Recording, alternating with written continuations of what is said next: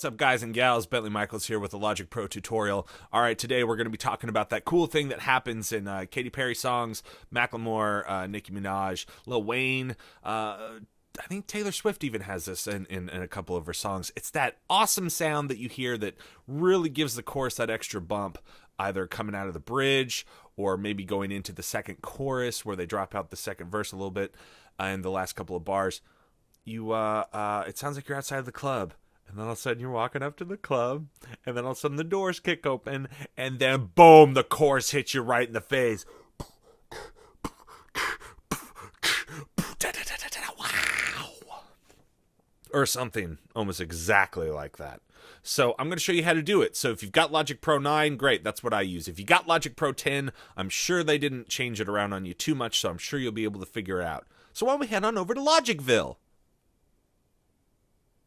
Alrighty, welcome to Logicville. Alright, let's take a listen real quick to the whole product, and then I'll explain what we're doing here. So this cheerful trance is the thing that's going to be having the effect that we're learning today, the sort of outside of the club going into the club effect.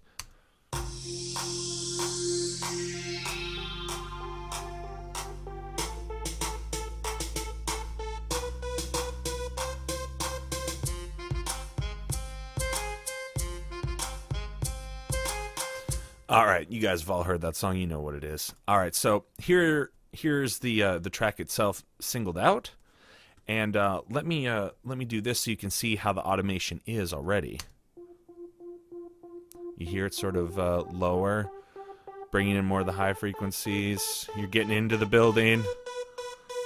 Party time. Okay, so there we go. Now, there's two different ways to do this. I'm going to tell you the one that I prefer first, and then I'll show you another way to do it. It's all personal preference. High cut and channel EQ. And you can do the high cut thing within the channel EQ, but the high cut is just it's a sort of a one-stop shop for this sort of thing. So you're going to want a high cut if you want to do it my way, basically. In order to find that, go to a blank one here, EQ, single band, high cut. You'll click on it, and it'll bring this bad boy up, okay? Now, this synth right here needs, you need to sort of find like the lower area that you feel comfortable, you know, and it's all, like I said, it's all personal preference on how and what you're doing with the music. For me, sort of starting it down here. That sounded right to me. You could still sort of hear it within the mix of the actual music. You could hear there's something sort of like blipping in the background, and then it comes into more prominence. So all you're going to need to do, you want to be able to automate it beforehand so you can hear it as the track goes. The cool thing about this is you don't need to hit record every time. You can just set it up before where you want, hit your space bar to hit play, and then once you've got this next piece set up, you're good to go. So I've got this this whole screen open here. Right where it says touch, it'll probably say off. So when you click on the off thing, you're going to go to touch. It's going to light up like that. It's going to say that. So then all you do with this, you grab your knob after you've sort of figured out where you want the stuff to go. You hit play, and then you just kind of drag.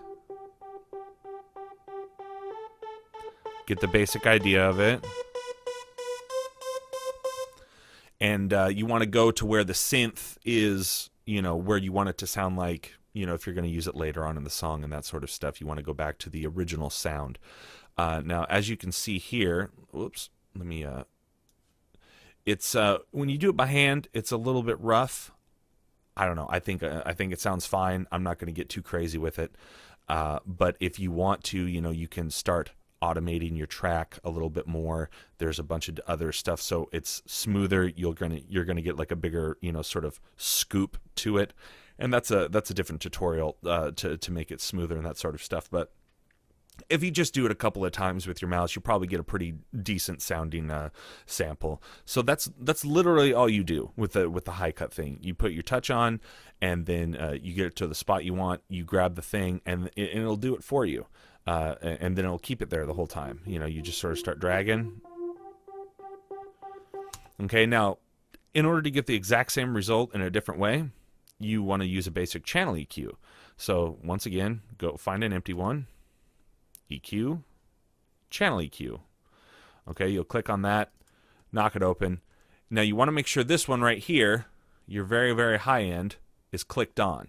Sometimes it won't be clicked on. So it's going to be the blue Obi-Wan Kenobi lightsaber color.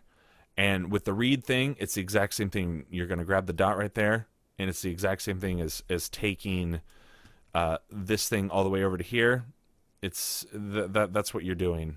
When you're making it fatter and that sort of stuff here. So you're going to hit play again, and you would just take it across like this until you're back to the EQ sound that you want, and you'll get the exact same result. And that, folks, is how you do that. I hope it was helpful for you. I hope you got something out of it. And now use it in all your musical stylings out there. It can be used in a lot of other stuff. You could use it with orchestra. It doesn't have just to be with like dance and hip hop stuff or whatever. Like, you could probably get some really cool results out of it if you have like orchestral compositions or something like that.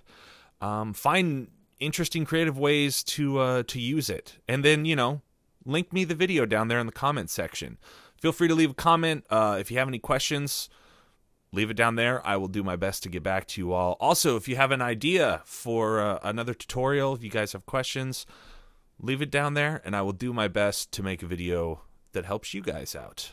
So, until next time, I am Bentley Michaels, and this has been a Logic Pro tutorial.